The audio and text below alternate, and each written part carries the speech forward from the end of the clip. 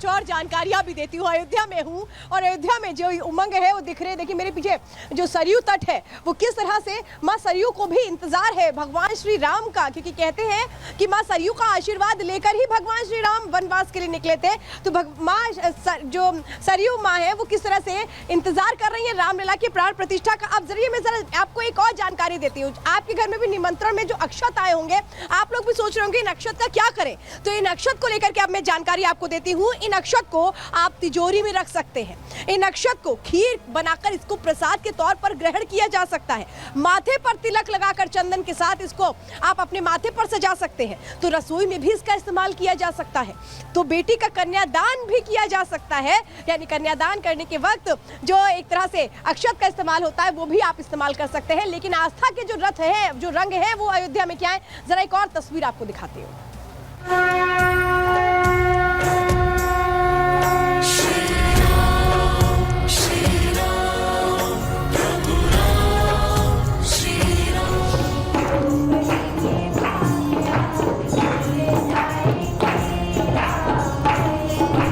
मणि राम आए दिन अम्मा सीता नाल आए दिन, सजा दो घर को गुलशन सा मेरे प्रभु राम आए।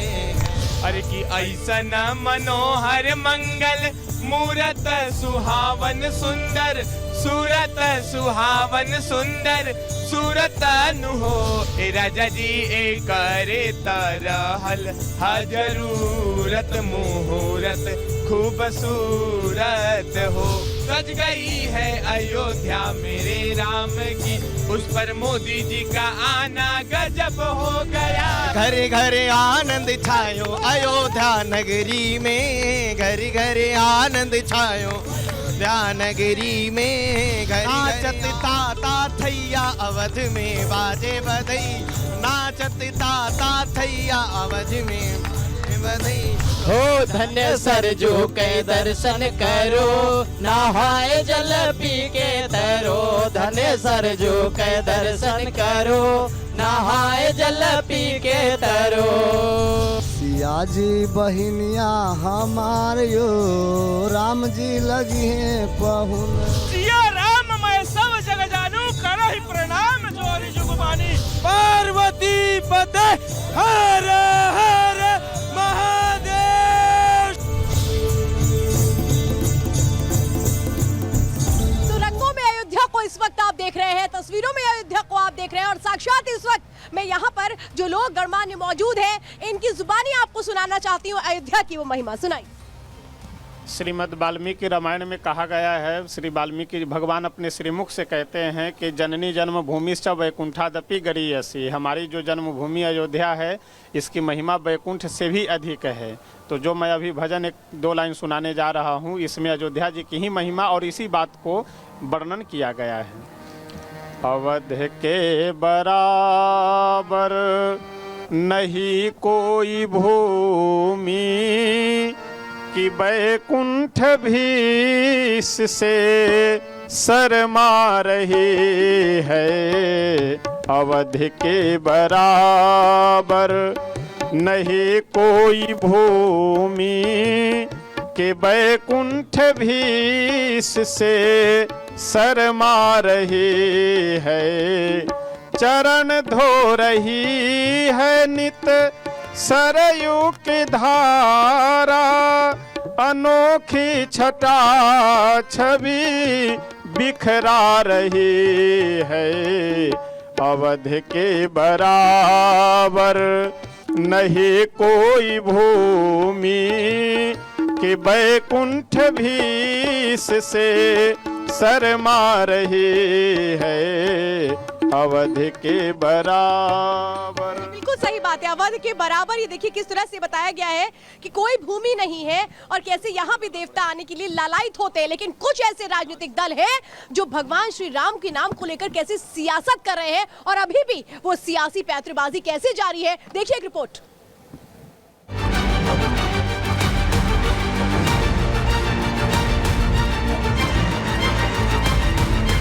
राम मंदिर 22 तारीख का फंक्शन जो है राजनीतिक फंक्शन बन गया। ये हमेशा हिंदुत्व की पॉलिटिक्स को, आइडियोलॉजी को मानने वाले हैं। रम खुदैया हो गया। सरयू के घाटों का अप्रतिम सौंदर्य और मंत्रोच्चार, आस्था की सुगंध से सराबोर रामनगरी, गलियों में राम नाम का जय घोष।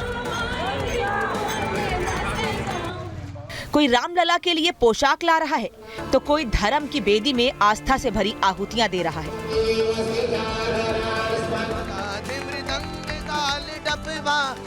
लेकिन राम रंग में रंगी इसी अयोध्या पर देश में सियासत की अखंड ज्वाला सुलग रही है। भारत जोड़ो न्याय यात्रा निकाल रहे राहुल गांधी ने आस्था की डगर को राजनीति से जोड़कर कह दिया कि जाना कठिन है।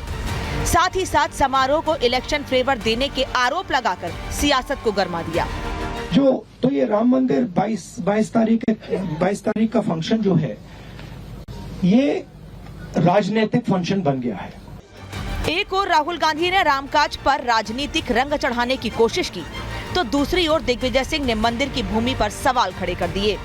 दिग्विजय सिंह ने सोशल मीडिया पर लिखा, कांग्रेस ने कभी राम मंदिर निर्माण का विरोध नहीं किया। बीजेपी आरएसएस को मंदिर निर्माण नहीं, मस्जिद गिराना था। विध्वंस उनकी चाल और चरित्र में है। अशांति फैलाकर राजनीतिक लाभ लेना उनकी रणनीति है। उनका नारा था, रामलला हम आएंगे, मंदिर वहीं बनाएंगे। अब वहां क्यों मंदिर नहीं बनाया? दिग्विजय सिंह और राहुल गांधी ने फिर से आस्था पर सवालों की बौछार की तो बीजेपी आक्रामक हो उठी। गिरिराज सिंह, मीनाक्षी लेखी ने राहुल और दिग्गी राजा पर सवालों के बाढ़ दागे। 70 साल के साथ साथ रामलला के दर्शन का हिसाब भी मांग लिया तो पीछे संत समाज भी नहीं रहा। कांग्रेस अब राहुल गांधी कांग्रेस कह रहा है, कभी राम का नाम भी ले लेता है, कभी अल्लाह का भी, कभी खुदा का भी, कभी बजरंगबली का भी। तो ये रम खुदैया हो गया है। जिनके पास 70 साल का समय था और उस 70 साल में न्यायपूर्ण व्यवस्था को स्थापित नहीं करके अन्यायपूर्ण व्यवस्था को स्थापित करा, उनके मुखार बिंद से इस तरीके की बात सुनते हुए मुझे कोई अचरज नहीं है। मैं निवेदन करता हूं, जाकी रही भावना जैसे प्रभु मुहूर्त देखी तीन तैसी है क्या कि उनको सपने में दिन रात आरएसएस बीजेपी, क्योंकि बीजेपी वाले 60 साल के उस बूढ़े को कुर्सी पे बैठने नहीं दे रही। कांग्रेस आस्था की डोर को सवालों के जाल में उलझाकर बाइकॉट के फैसले की प्राण प्रतिष्ठा में जुटी हुई है तो दूसरी ओर आम आदमी पार्टी जनता का मिजाज भांपकर गियर लगाने में जुटी हुई है। भक्तिमय माहौल के चलते लोकसभा के चुनावी एक्सप्रेस को आस्था के ट्रैक पर सवार करने की कोशिश शुरू हो गई।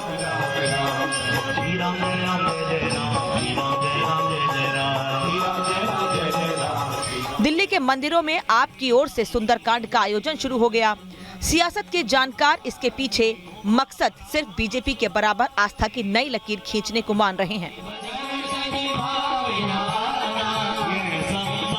पहले भी पार्टी कार्यकर्ताओं विधायकों द्वारा सुंदरकांड कराया जाता रहा है, मगर अब पार्टी ने ये तय किया कि इसको पार्टी के तौर पे एक स्ट्रक्चर्ड तौर पे जो है इसको हर महीने कराया जाएगा और उसके बाद से इसको हर वार्ड और उसके बाद हर मंडल के लेवल पे, यानी कि करीब 2600 से ज़्यादा जगहों पे दिल्ली के अंदर सुंदरकांड का पाठ और हनुमान चालीसा ये दोनों कराया जाएगा। लेकिन रामलला प्राण प्रतिष्ठा और चुनाव से ऐन पहले आम आदमी पार्टी की बदली राजनीति न असदुद्दीन ओवैसी को पसंद आई और न ही बीजेपी को। असदुद्दीन ओवैसी ने आपको छोटा रिचार्ज कहकर बड़ा टॉक टाइम हासिल करने की कोशिश की तो बीजेपी ने भी सियासत के बदले रंग पर जमकर चुटकी ली। ये हमेशा हिंदुत्व की पॉलिटिक्स को, आइडियोलॉजी को मानने वाले हैं और इनकी दिल्ली के मुख्यमंत्री की सरकार का ये फैसला मेरी उस बात को साबित करता है। ये लोग मौलवियों को तो पैसे देते रहे, मंदिरों से दूरी बनाते रहे। आज ऐसी क्या मजबूरी है कि सुंदरकांड के पाठ आपको कराने पड़ रहे हैं? बुद्धिहीन तनु जान के सुमिरो पवन कुमार, बल बुद्धि विद्या देव देवहरु कलेश विकार। तो मन के कलेश और विकार तो दूर हो। अब मन के कलेश विकार है जो यहाँ पे कुछ और बनवाना चाहते थे। आप अरविंद केजरीवाल का आर्काइवल मटेरियल निकाल के देख लीजिए, जो राम मंदिर के पक्ष में ही नहीं थे, वो चाहते थे कि स्थान पे कुछ और चीज बननी चाहिए। अब वो सुंदरकांड में भाग ले रहे हैं। तो ये बरसाती मेंढक आते हैं, निकलते हैं, घूमते हैं, फिरते हैं। लोकसभा चुनाव तक आस्था पर सुलगी सियासत की लौ कम होती नहीं दिख रही है। सब अपने अपने हिसाब से आस्था को परिभाषित कर रहे हैं। किसी को मंदिर के शंखनाद में सियासत का नफा नुकसान सुनाई दे रहा है लेकिन प्रभुराम की धुन से देश गुंजायमान है। आजकल तो पूरा देश राममय है, राम जी की भक्ति में सराबोर है।